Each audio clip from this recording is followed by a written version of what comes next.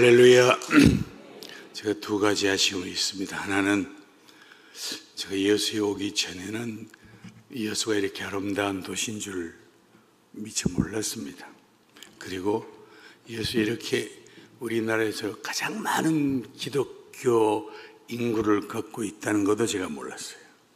그래서 이 도시를 이렇게 오늘까지 하고 떠나는 게 조금 아쉬워요. 다시 와보고 싶고요.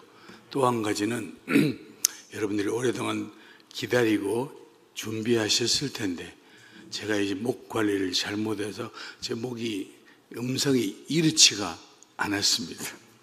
근데 지금은 비정상적인 소리가 지금 제게서 나는 거예요. 저도 힘들지만 여러분들도 굉장히 듣는 게 피곤하시겠다 하는 생각이 들어서 아쉽고 죄송한 마음이 있습니다. 자, 오늘 예수님께서 지금 제자들과 말씀을 나누고 있는 중인데, 물론 예수님이 던져주신 말씀, 교훈으로 주신 말씀 중에 실족하지 않게 하는 것, 그 다음에는 잘못한 사람을 용서해 주는 것, 이런 이야기를 주님이 하시고 또 뽕나무 들어 바다에 던져져 심기로 해도 할 것이다, 이런 말씀을 하시는데, 사실은 이런 말씀들은 좀 추상적이기도 하고 실제적이지를 않을 수도 있는 거예요. 그런데 주님이 지금 이제 이 제자들이 주님에게 뭐라고 하는 거 아니? 선생님, 주님, 우리에게 믿음을 더하소서.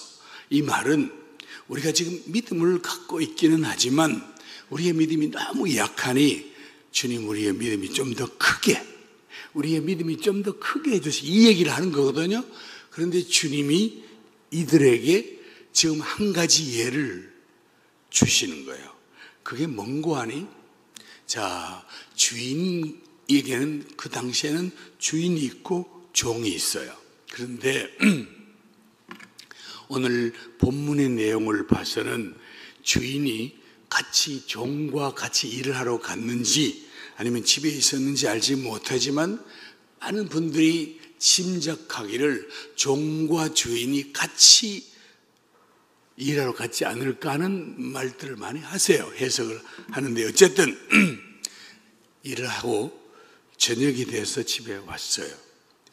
종은 양을 쳤거나 혹은 밭에서 일을 했거나 혹은 논에서 일을 했거나 하루 종일 일한 사람들입니다. 집에 왔어. 집에 와서 이제 종도 배고프고 주인도 배고파요. 그런데 오늘 말씀을 가만히 예수님이 무슨 예를 들었는가 하니, 이렇게 집에 온 종 보고 주인이 내 먹을 음식을 준비하라 그럽니다. 그러면 종은 하루 종일 일하고 왔어요.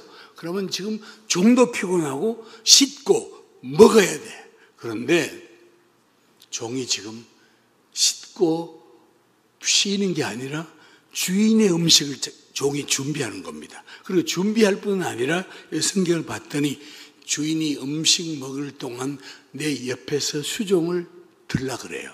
왜냐하면 주인이 갑자기 물 줘, 뭐 고춧가루 줘, 이렇게 할 수 있잖아요. 그러니까 수시로 준비하고 스탠바이 하고 있는 겁니다. 그러고 주인이 다 먹거든 그제서야 종이 가서 음식을 너 거를 만들어서 먹고 그리고 씻고 또 자고, 이렇게 이제 하는 게 종인데, 오늘 주님이 그 말미에 주신 말씀이 이렇게 한다고 해서 주인이 종 보고 고맙다고 말하겠느냐 이거죠. 안 한다는 거죠. 종도 이렇게 하면서 종이, 아니 같은 사람인데 같이 일했는데 뭐 자기만 입이냐, 이렇게 불평할 수도 있어요. 그런데 종은 불평도 해서도 안 된다는 거야. 왜? 종은 무익한 종이고 그게 종의 일이기 때문에 그렇다는 거예요. 이게 지금 주님이 주신 거예요. 자, 제가 이제 선교 집회인데 이 이야기를 앞에 던진 이유가 제가 이제 경험한 얘기를 하려고요. 오늘 아마 모르긴 해도 지난 이틀 동안 오신 분들이 여기 한 절반도 안 되실 것 같거든요.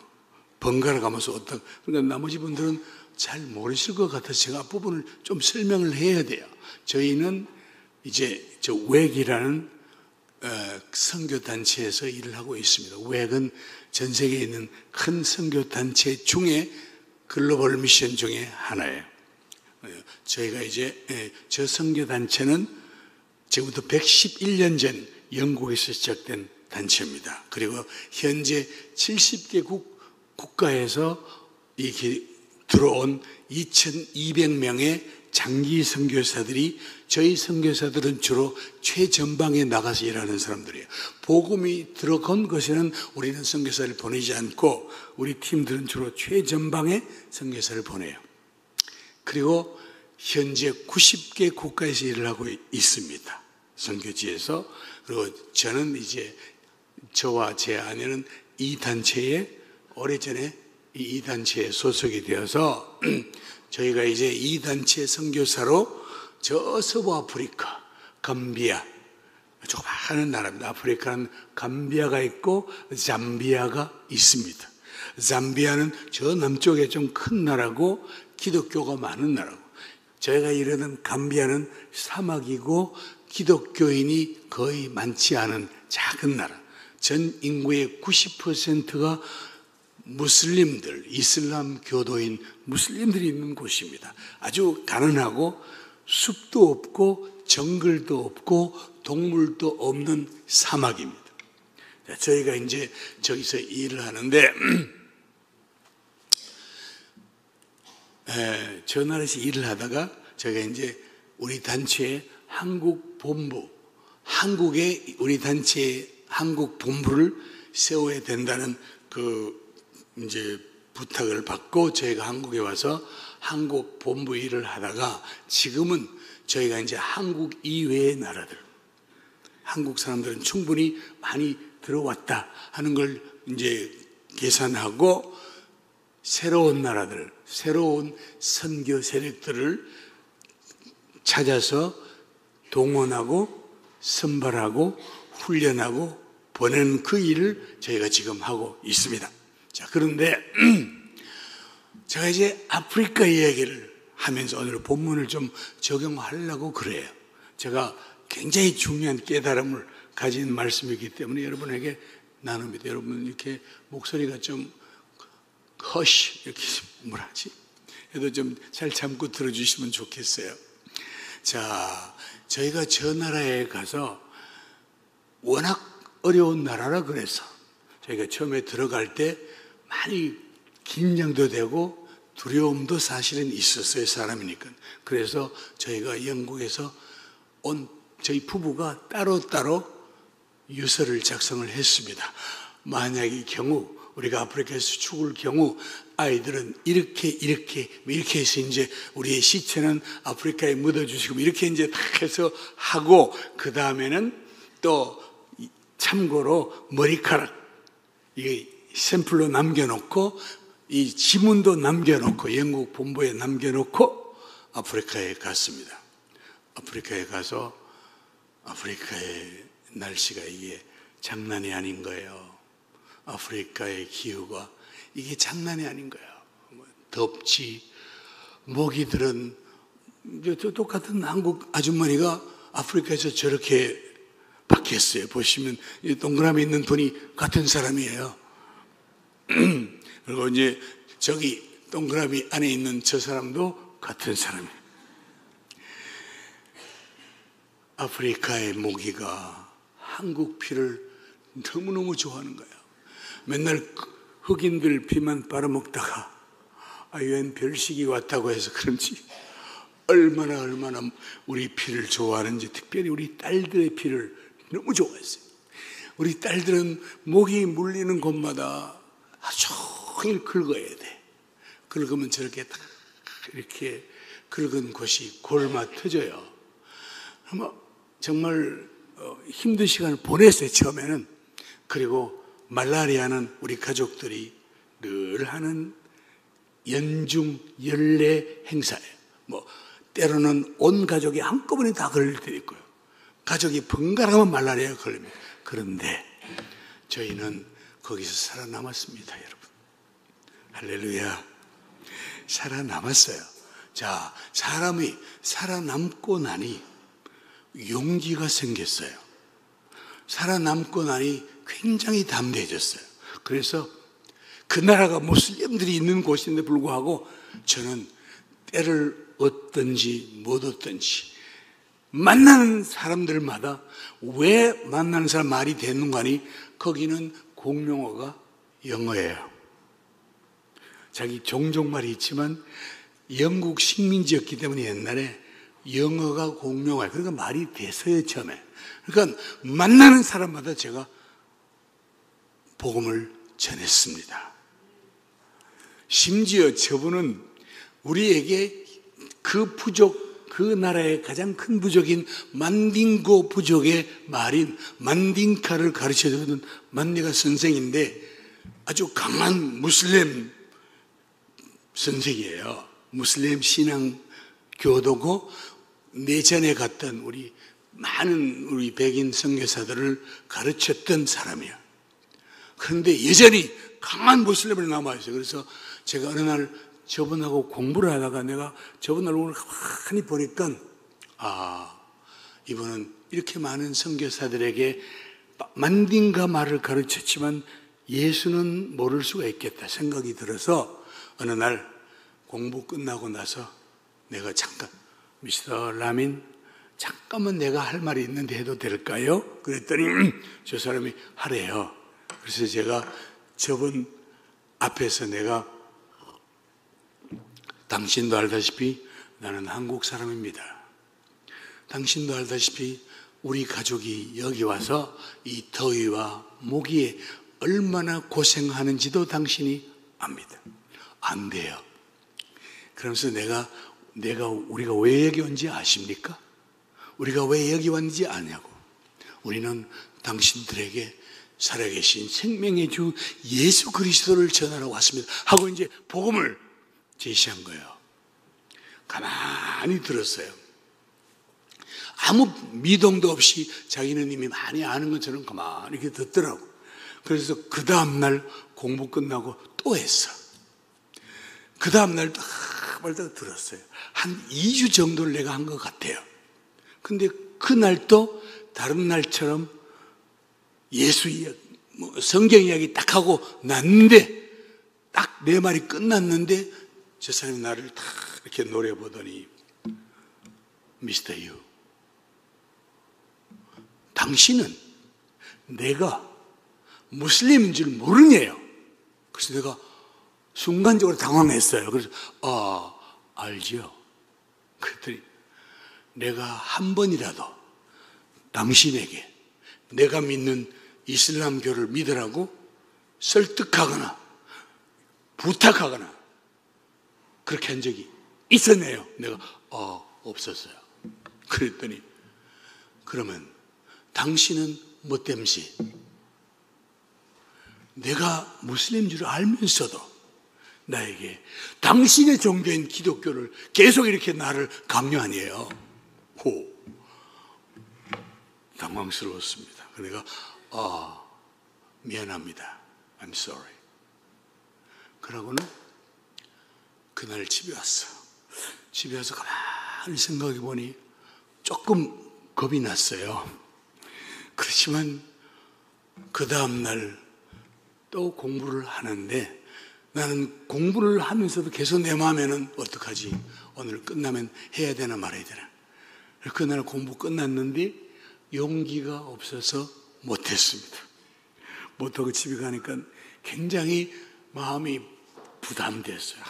내가 이까지 말을 내가 겁을 나서 복음을 못 전했단 말이냐? 그러다가는 한 일주일 정도를 못하고 망설이다가 일주일이 지나고 나서 그 다음 월요일 날 공부가 딱 끝났는데 안 되겠어요. 그래서 내가 미스터 라민, 내가 미안하지만 내가 또 얘기해야 되겠어요. 그러면서 내가 알고 있는 예수 그리스도를 내 혼자 갖고 있을 수가 없어요. 그러면서 복음을 또 전했어요.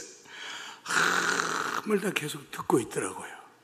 어느 순간에 분명히 이 사람은 또다시 발칵하겠지 하지만 할 테면 또 한동안 멈출 것이고 그러고 했어요. 어떻게 됐을까요, 여러분? 이 완악한 무슬림 교도가 예수를 믿은 거예요. 그리고 저 사람이 세례를 받았어요. 세례 바닷가에 가서 몰래 받은 게 아니라 바닷가 많은 사람이 보는 앞에서 세례를 받았어요.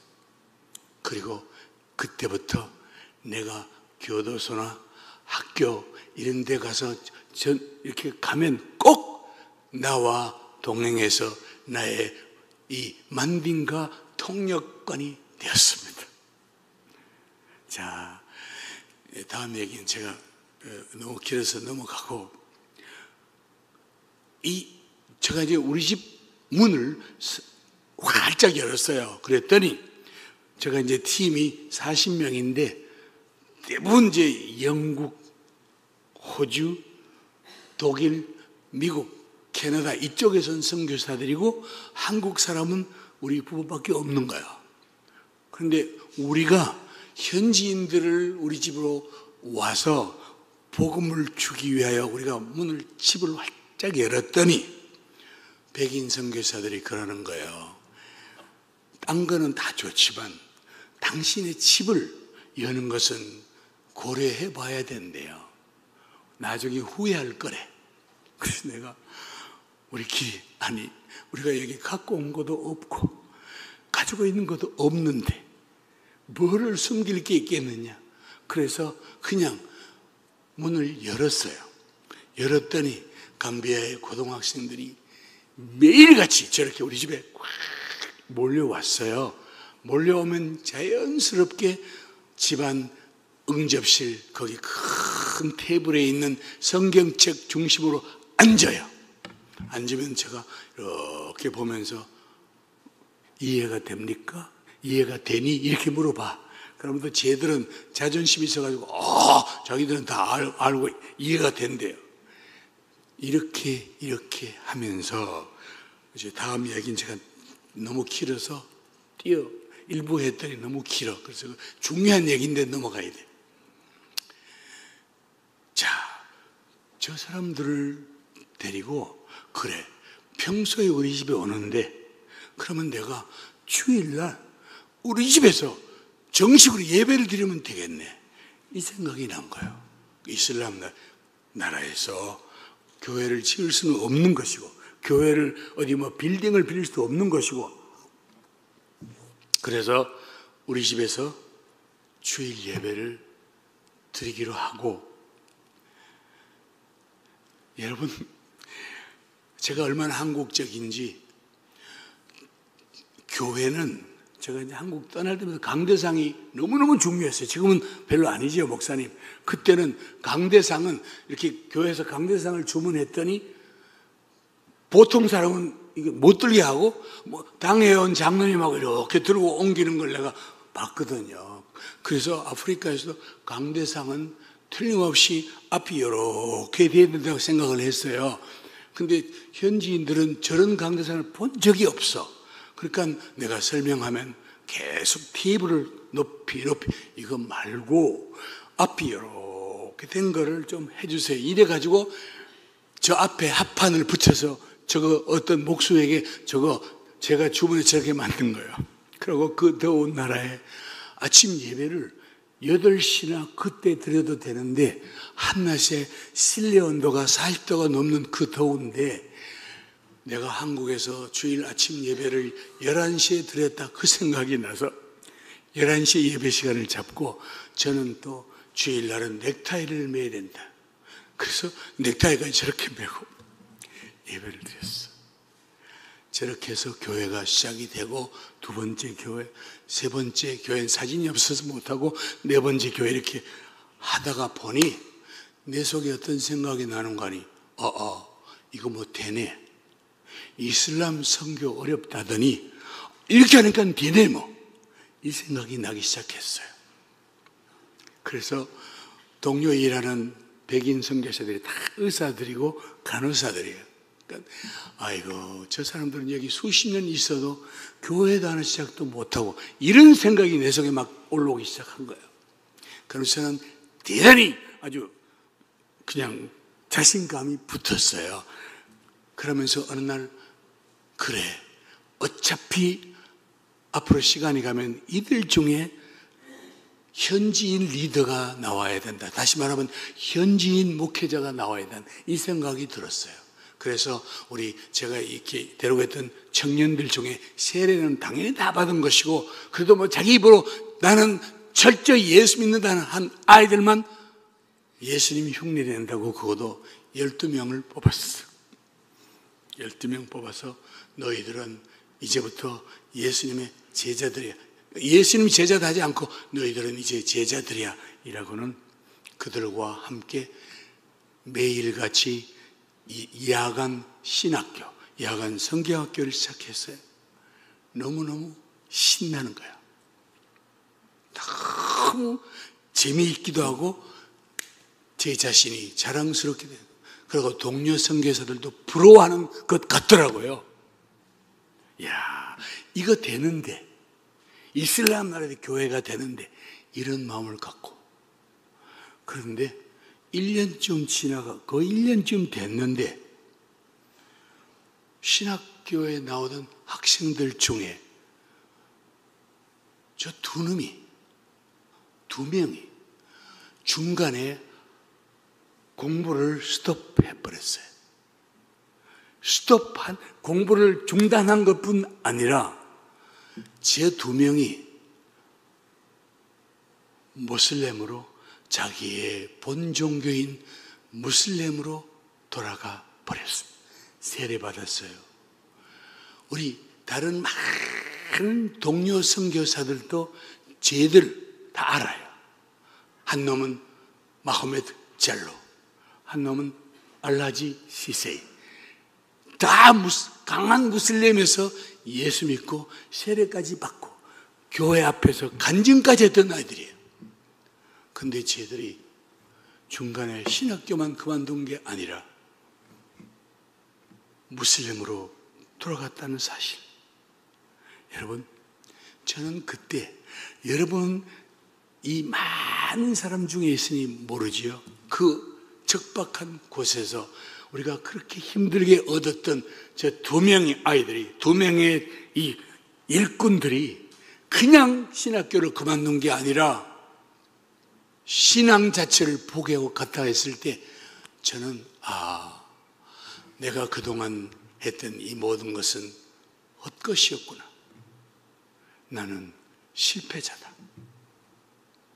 거기 이미 다른 남아있는 학생들이 있어요. 교회도 있어요. 그런데 제게는 저렇게 떠난 두 명이 쟤네들은 보통 아이들이 아니었거든요.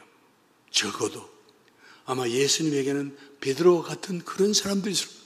뭐 누가 봐도 그랬어요. 그야말로 쟤들은 나의 수제자였습니다. 그런데 한 명도 아니고 두 명이 떨어졌어요. 저는 나의 모든 사역이 실패로 돌아갔다는 생각이 들었어요. 그리고 그때 그 시기에 맞춰서 우리 단체에서 저희 보고 한국에 가서 한국 본부를 세워줬으면 좋겠다. 그래서 저희가 한국으로 돌아왔습니다. 한국에 왔는데 한국에 왔지만 아프리카 생각이 단 하루도 안 난 날이 없었습니다.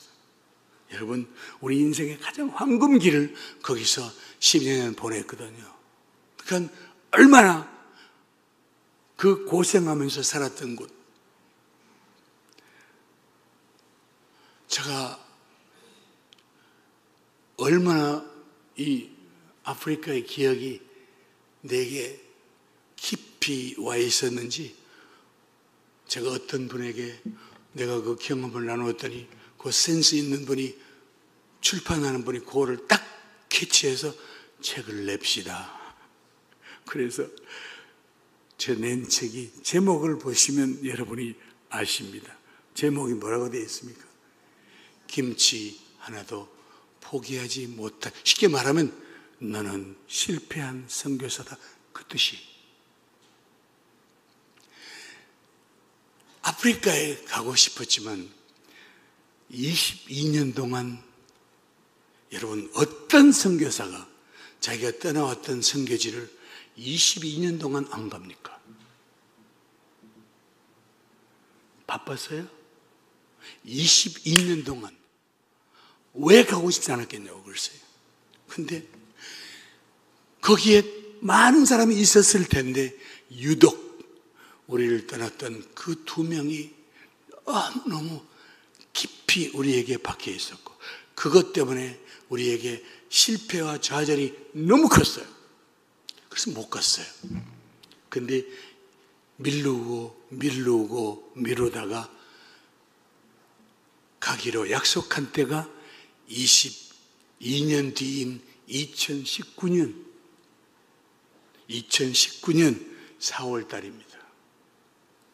비행기가 런던 겟윅 공항에서, 이 정규 노선은 없고요, 차트, 그러니까 전세기가 있는 거예요. 전세 비행기를 우리가 이제 타는데, 그날따라 이 전세 비행기가 시간이, 출발이 연발이 됐어요. 7시간이나. 그럼 새벽 2시 반 넘어서 도착하는 거예요. 새벽 2시 반에 공항에 도착하면 아무도 없을 거야. 22년 동안에 오는 우리를 누가 기억할까? 그래도 누군가가, 우리가 오는 걸 아는 사람들은 나와 있겠지. 그러고 공항에 비행기가, 삭막한 아프리카의 활주로의 비행기가 내려서 공항에 나갔더니 새벽 3시가 넘은 시간입니다. 근데 그 긴 시간 동안 공항에서 우리를 기다리고 있던 우리 사진을 들고, 한 명도 아니고 저 많은 청년들이 우리를 기다리고 있었어요. 감동인지 아니면 당황스러운 건지, 일단 이제 가서 그동안 22년 동안 어떤 문제가, 어떤 변화가 있었는지를 듣기 시작했습니다. 자, 2명이 떠났다 그랬죠? 저 2명은, 떠난 사람들은 영원히 떠났어요. 그런데 남아있는 10명은 어떻게 되었을까? 저 중에 한 명은 목사가 되어서 현재까지 그곳 교단의 총회장이에요. 또 저 중에 한 명은 CCC, 대학생 선교회, 거기서 만든 예수 영화를 감비아의 모든 동네 구석구석 1년 내내 영화를 상영하는 그 선교사 책임자예요. 그리고 저 한 명, 저쪽에 있는 얼굴도 잘 보이지 않는, 아프리카 사람들은 후라시를 안 터지면 얼굴에 이목구비가 전혀 나오지 않습니다. 한낮에도 반드시 후라시를 켜야 그나마 보입니다. 근데 쟤는 어떻게 뒤에서 있는지 얼굴이 안 보여요. 근데 저 사람이 선교사가 되어가지고, 거기도 국제단체인 SIM 선교사가 되어가지고 가나에 선교사로 가 있는 거예요. 이 사람은 우리 외국에서 운영하는 병원의 원목이요. 저 사람은 내가 늘 다녔던 그 교도소 방문하는 교도소 담당 목사예요.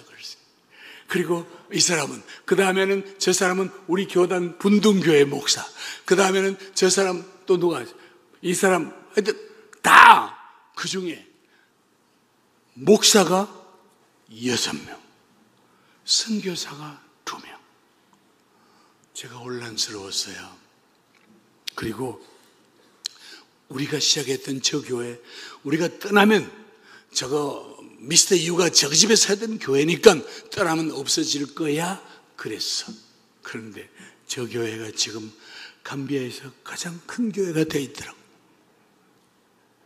가장 큰 교회. 그리고 여기 저 음악 하시는 지휘자 선생님, 우리가 아프리카 갈 때 영국에서 우리 딸들이 장난감 하라고 딱 요만한 장난감 키보드를 가지고 갔거든요.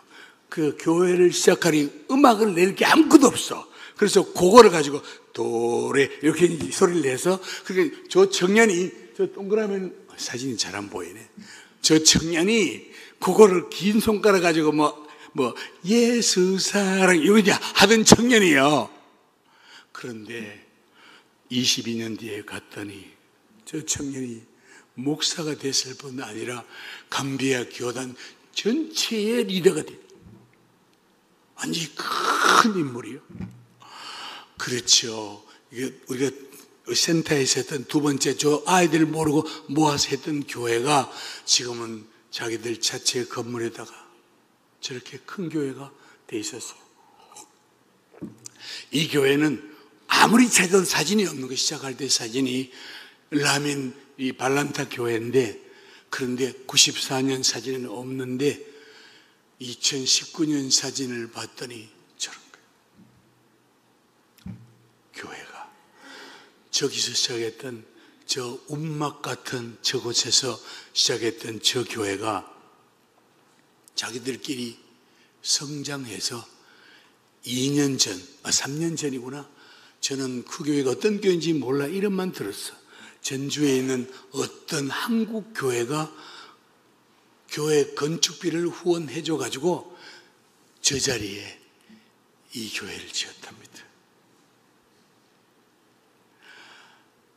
여러분, 그때 제가 느낀 거예요. 저희들은 실패와 좌절을 감으로 아프리카를 떠났어요.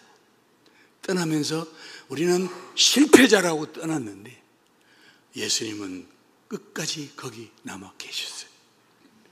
예수님은 한 번도 아프리카를 떠나신 적이 없어요. 그 다음에 저희들은 그곳에 일하면서 우리는 실패했구나 그랬는데, 우리를 보내신 주님은 한 번도, 단 한 번도 실패하신 적이 없으신, 제가 그거를 깨달은 거야. 저희들은 쟤들이 내 제자인 줄 알았거든요. 내가 키우고 내가 양육하고 했으니 내 제자인 줄 알았어요. 그런데 나중에 깨달은 것이 쟤들이 내 제자가 아닌 것. 쟤들은 주님의 제자였어요. 예수님의 제자였어요. 내가 성경을 봤더니 답이 거기 나온 거예요. 그래서 성경에 봤더니 바울이 말했어요. 나는 복음을 심었대. 바울이 자기는 복음을 심는 자였대. 그리고 아볼로는 물을 주었대요. 자기가 심어놓은 교회와 사람들에게 아볼로는 물을 준 사람이에요. 그리고 하나님이 저들을 자라게 하셨다는 거예요. 그러면서 그 다음 말이 너무너무 중요했어요. 심는 자나 물 주는 이는 아무것도 아니라는 거예요. 그럼 누가 중요합니까? 오직 자라게 하시는 하나님이시라. 이거를 내가 나중에 알았어요. 그렇지.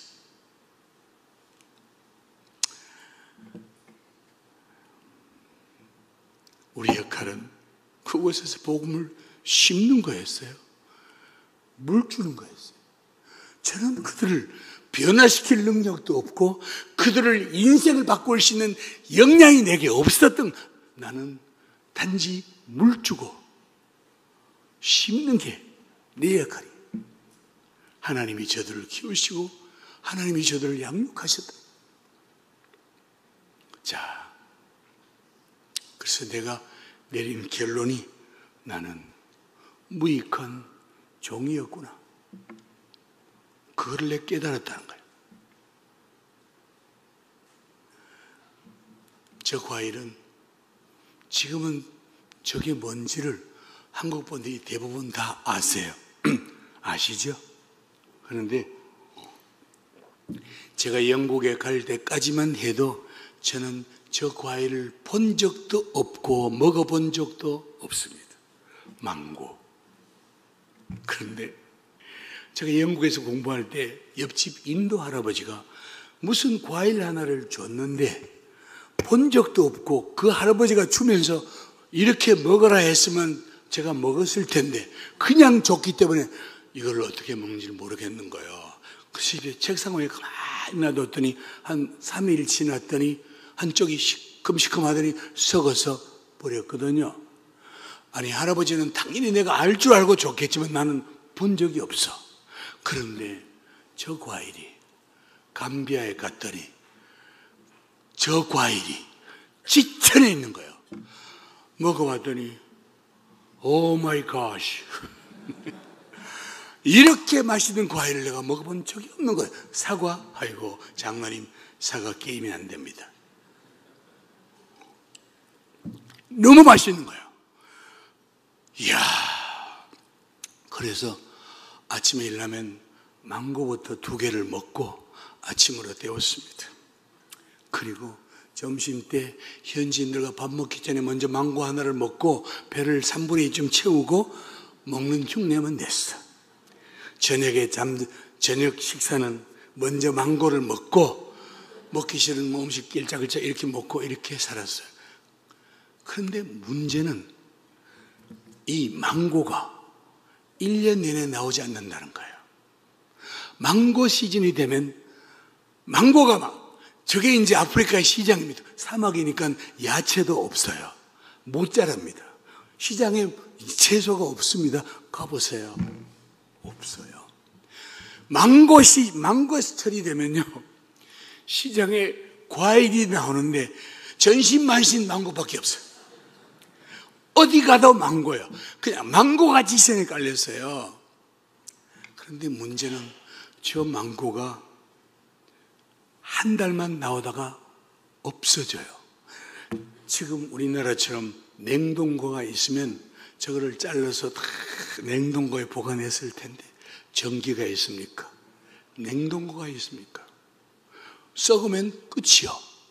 그러니 망고가 없어지면 저는 우울해지는 거예요.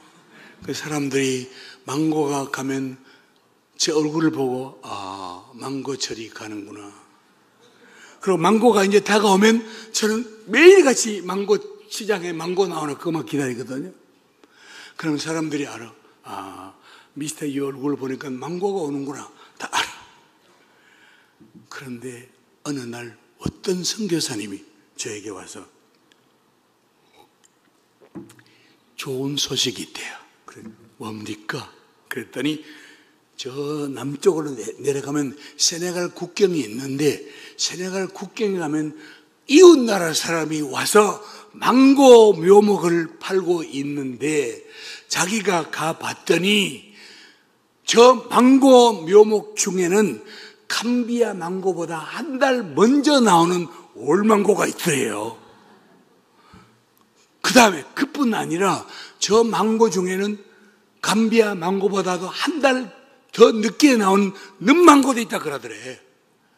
이게 제게 보통 굿뉴스가 아니에요. 그날부로 바로 차를 몰고 내려가서 저기 있는 나무 52개를 몽탕 다 사서 내 차에 다 실었어요. 그리고는 값을 치르고 가지고 와서 집에 우리 센터, 마당, 골목까지 빈틈없이 나무를 52개를 다 심었어요. 심어놓고 아침에 물 줘요. 점심때 물 줘. 저녁에 물 줘. 이러니까 이 망고가요, 그 햇볕 좋지 물밭이 그 망고가 자라는데 1년 자라니 너무 예쁘게 크는 거예요. 그 크는 거 보는 기분 여러분 안 당해보셨죠? 너무너무 좋은 거예요.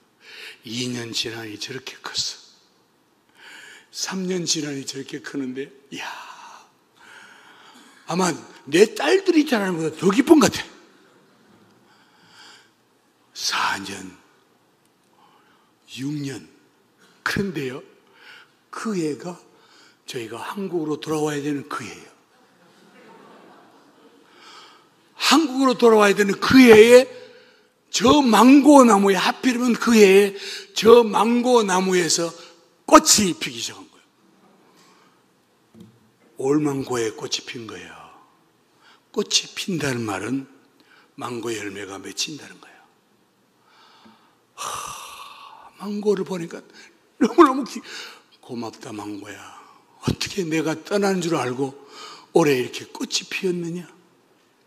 망고가 꽃이 떨어지니 저기서 망고 열매가 참 이렇게 나오는데 그 기쁨, 아침에 일어나면 망고 나보고 웃음이 어쩔 줄 모르겠는 거예요.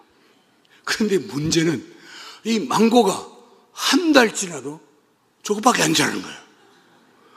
우리가 떠날 날은 다가왔는데, 떠날 날은 다가오는데 망고는 여전히 저것밖에 안 컸어. 그래가지고 야, 망고야, 내가 곧 떠나야 되는데 빨리 좀 익어봐라. 그런데 망고가 그렇게 천천히 익더만요. 드디어 떠나기 이틀 전이요. 이틀이면 감별을 떠나야 돼. 그런데 망고나무 열매를 쳐다봤더니 여전히 저거밖에 안 돼. 야, 이틀 남았다. 제발 내가 한번 먹고나 가보자. 드디어 떠나는 날 아침, 아프리카를 떠나는 날이 됐어요. 출국 당일이야. 새벽에 일찍 일어나서 늑달같이 내 망고나무에 들어가서 망고를 딱 쳐다봤더니 저 야속한 망고가 여전히 안 익은 거야. 갑자기 망고가 너무 야속하고 미웠던, 아니 보여주지는 말든지 하필이면 내가 떠나는 지금 이렇게 열려가 나는 먹지도 못하고 안 익은 거 한국에 가져오지도 못해, 법적으로. 저걸 그렇다고 내가 떠나면서 저걸 가지고 쳐버릴 수도 없고. 한국에 돌아왔습니다. 한국에 돌아왔는데 정직하게 내가 말하면 아프리카에 아무것도 기억이 남는 게 없어요. 그냥 아프리카 생각은 나는데 그 생각에 대부분이 망고밖에 생각이 안 나요. 내 망고.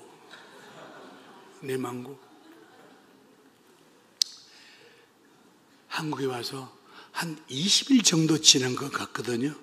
드디어 전화 연결이 됐어. 우리 맨디 전도사가 전화 연결이 됐어요. 내가 떠난 뒤에 내가 전화 오시니 얼마나 반가워. 지금 막 울먹거려. 목사님, 파스타! 이라고 했는데 내가 정상 같으면 당연히 맨디야, 잘 있었니? 너희 가족들 다 잘 있니? 이렇게 물어봐야 돼. 근데 내가 첫 마디가 내 망고 어떻게 됐냐? 딱 그 말. 딱 그 말이. 그러니까 저쪽에서 내가 어떤 마음인지 모르고 쟤는 신나가지고 목사님, 망고가 익었어요. 그래서 내가 익었다니까 갑자기 가슴이 미어지는 거야. 그래서 내가 숨을 고르고 차분하게 내가 물었어요. 망고가 달디? 이렇게 물었어. 그랬더니 얘는 내 마음도 모르고 그쪽에서 집단을 설명한다고 내가 다드냐 물어봤는데 얘는 한마디 더 붙여가 목사님, 망고가 너무 굵고 너무 달대요. 이제껏 한 번도 먹어보지 못한 맛이라는 거야. 갑자기 내가 한국에서 억장이 무너진 느낌이 딱. 내가 가만히 있다가 겨우 마음을 진정시키고 내가 그거 누가 따먹냐 이렇게 물었어요. 그랬더니 이쪽 현지의 쟤는 내 마음도 알지 못하고 신나가지고 선교사들이 다 따먹고 있대요. 그래 동네 아이도 따먹는데 갑자기 내가 아니 그 내 망고인데 내 건데 그래서 나도 모르게 막 전화하게 되고 막 야 임마 그게 내 거잖아 뭐 이러고 얼마나 크게 소리를 지르다 저쪽에서 여러분 저는 그 망고를 심어서 7년 동안 물 주고 키웠습니다. 하루도 아니고 7년입니다. 그 삭막한 곳에 내가 나무를 심고 물 주고 7년 동안 내가 키웠는데 내가 즐길 수 있는 내 즐거움은 그 망고가 열린 것까지만 보는 게 내 즐거움이에요. 열렸지만 나는 따먹지도 못하는 이런 비운에 그때 제가 맞구나. 나는 내가 심으시니 이건 당연히 내 망고인 줄 알았어요. 그런데 심는 자가 따로 있고 물 주는 자가 따로 있고 따먹는 사람이 따로 있는 거예요. 내가 현지인들 내 손으로 전도하고 내 손으로 눈물을 가르치고 양육했던 그 아이들이 내 제자인 줄 알았거든요. 근데 걔들이 내 제자가 아니었어요. 주님의 제자였어요. 나는 그냥 무익한 종으로 거기서 물 주고 돌보는 게 내 역할이에요. 마치 망고가 내 망고가 아니듯이 오늘 제자들이 주님 보고 주님 우리의 믿음을 더해 주소서 이거를 물어봤어요. 믿음을 더해 주는 게 뭔지 아느냐 주님이 지금 그걸 설명하는 거예요. 너는 너를 알으래요. 너 자신을 알으래. 너는 아무것도 아니야. 너가 나보고 주라 그러지 주가 무슨 뜻입니까? The Lord. 주는 나의 주인이요. 주님이 주인이면 여러분은 누구예요? 우리는 종이잖아. 우리는 종이에요.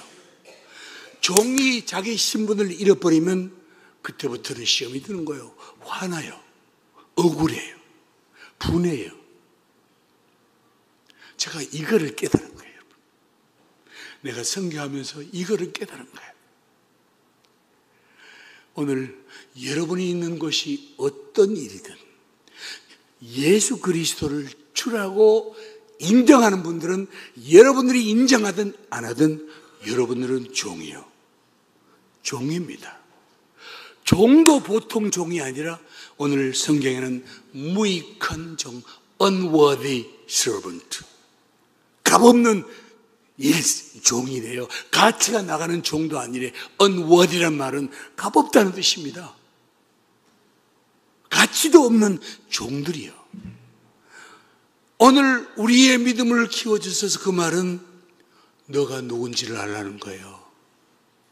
너는 종이야. 너는 나의 종이고 나는 너의 주인이야. 너가 이 땅에 사는 존재하는 것은 나를 위해, 주를 위해서 있는 거예요.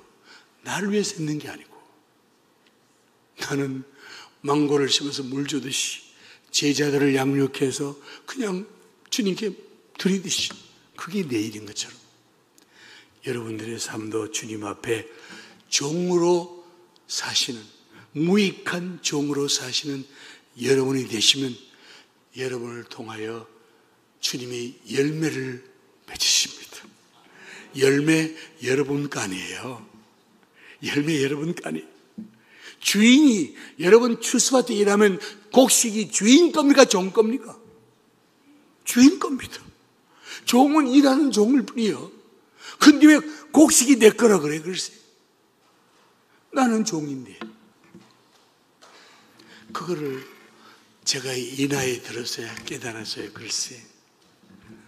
철들자 염한다고 하더니 제가 40년 가까이 선교하면서 지금서야 나는 무익한 종이구나.